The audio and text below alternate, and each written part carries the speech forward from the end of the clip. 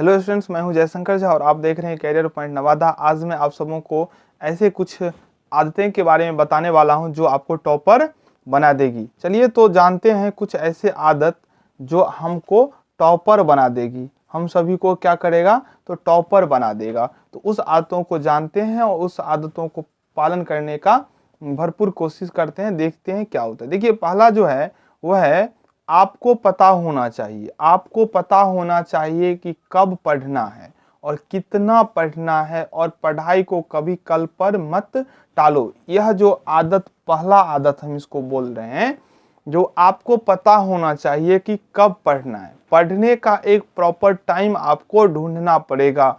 आपको mind set करना होगा जो आपको किस टाइम पढ़ना है, क्या पढ़ना है, कितना पढ़ना है। पढ़ाई को कभी भी कल पे मत टालना। अगर हम पढ़ाई को कल पे टाल देंगे तो पढ़ाई भी हमको कल पे टाल देगा और हम अपने जीवन में कुछ नहीं कर सकते हैं। तो पढ़ाई एक ऐसा मैटर है जिसको हम किसी भी परिस्थिति में कल पर टाल नहीं सकते।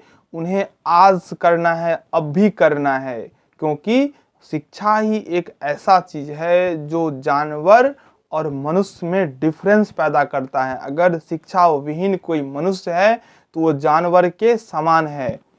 तो जानवर और मनुष्य में अगर आपको कोई अंतर पैदा करता है तो वो है शिक्षा। अगर आप शिक्षित हैं तो आप मनुष्य हैं, अगर आप अशिक्षित हैं तो जानवर के बराबर हैं। तो आपको पता होना चाहिए कि कब पढ़ना है, और जब पढ़ना है तब पढ़ना ही है, दूसरा कोई काम नहीं होगा।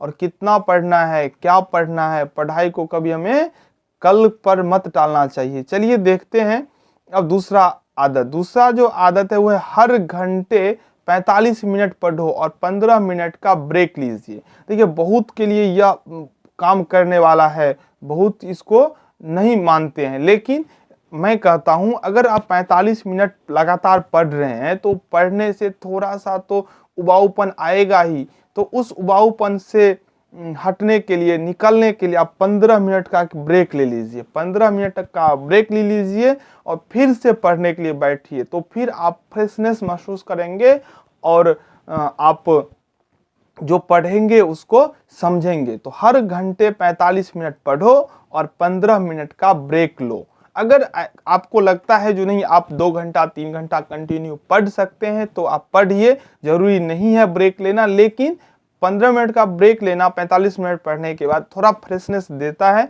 तो आप ऐसा काम कर सकते हैं। दूसरा आदत ये हो गया। चलिए देखते हैं तीसरा आदत है जो अपना इमेजिनेशन स्किल्स से विषय को गंभीरता से समझने की कोशिश कीजिए। आपका जो थिंकिंग पावर है, आपका जो सोचन शक्ति है, उस स्किल से कोई भी विषय को गंभीरता से सोचें, गंभीरता से समझने की कोशिश कीजिए। ऐसा नहीं कि जो लिखा हुआ है उसको हूबहू पढ़ लेना ही पढ़ना नहीं है। पढ़ने का तात्पर्य होता है उस पढ़े हुए लिखे हुए बात को समझना और उस बात को अपने शब्दों में एक्सप्रेस करना। यही होता है इमेजिनेशन स्किल्स। इमेजिनेशन स्किल्स को डेवलप कीजिए। जितना यह डेवलप्ड होगा उतना आप अधिक आगे जाएंगे। तो ये रहा तीसरा। चलिए देखते हैं चौथा क्या है।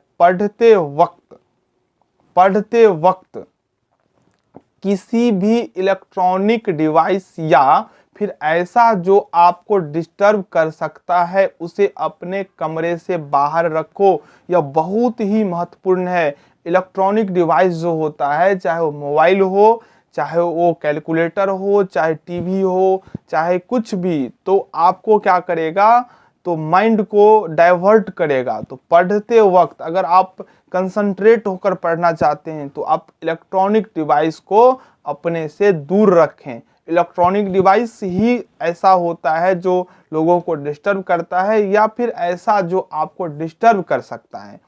इलेक्ट्रॉनिक डिवाइस या कोई ऐसा जो आपको डिस्टर्ब कर सकता है उसे अपने कमरे से बाहर रखो, जो आपको पढ़ाई के वक्त डिस्टर्ब नहीं करेगा। आप ध्यान देकर पढ़ रहे हैं, उसी वक्त किसी का फोन आ गया तो आप फोन में बिजी हो जाएंगे, फिर वो कहीं आपको बुला लेंगे तो आप निकल जाएंगे, तो आप पढ़ नहीं पाएंगे।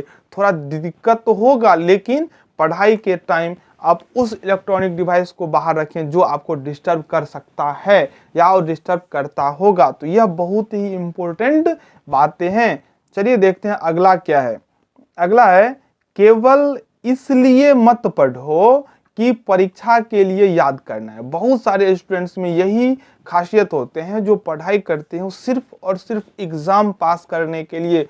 उनके दिमाग में सिर्फ एक ही बात चलता रहता है, जो हमको पढ़ना है, ये पढ़ेंगे तो एग्जाम में आएगा, ये क्वेश्चन एग्जाम में आएगा ही आएगा। नहीं, आपको ऐसा नहीं करना है। आप पढ़िए अपने कैरियर के लिए, आप पढ़िए नॉलेज के लिए, आप पढ़िए जो आपको जिंदगी में कुछ करना है। इस थिंकिंग से पढ़िएगा तो परीक्षा तो निश्चित रूप से ही अच्छा हो जाएगा। लेकिन अगर आप परीक्षा के लिए पढ़ रहे हैं तो आपका परीक्षा बुरा भी हो सकता है, क्योंकि आप जो पढ़े, जितना पढ़े वो परीक्षा के लिए हो सकता है काफ़ी ना हो। तो आप अगर नॉलेज के लिए पढ़ते हैं, कैरियर के लिए पढ़ते हैं, तो आपका परीक्षा बहुत ही बेहतर होगा। ऐसा मैं कह रहा हूँ, ऐसा पूरा दुनिया जो सफल है वो कहती है। जो परीक्षा के लिए नहीं पढ़िए, परीक्षा के लिए याद नहीं कीजिए, आप पढ़िए जिससे कि आपको कैरियर में कुछ करना हो, बल्कि इसलिए पढ़ो कि आपको कुछ नया सीखने को मिलेगा। अगर आप पढ़ते हैं, आप घर बैठे अमेरिका के बारे में पढ़कर जान सकते हैं, रूस के बारे में जान सकते हैं, गांधी जी क्या किए थे, सुभाष चंद्र बोस किए थे, गांधी जी भगत सिंह किस प्रकार से लड़े थे। तो ये सब कुछ आप पढ़ के ही जान सकते हैं। तो पढ़ना इसलिए जरूरी है ताकि हम दुनिया से कनेक्ट हो सके घर बैठे ही।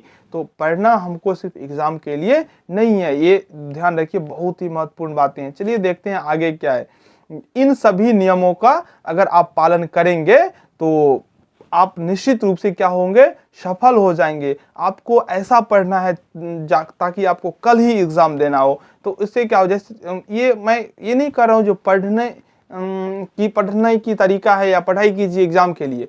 आप जिस टाइम एग्जाम होता है उस टाइम आप जिस हिसाब से पढ़ते हैं, जो आपका माइंड सेट होता है, नहीं कल एग्जाम है, आपको पढ़ना ही है, हमको ये क्वेश्चन देखना है, ये क्वेश्चन हो सकता है, तो ये सोच आप हर रोज रखिए जो आपका कल ही एग्जाम है।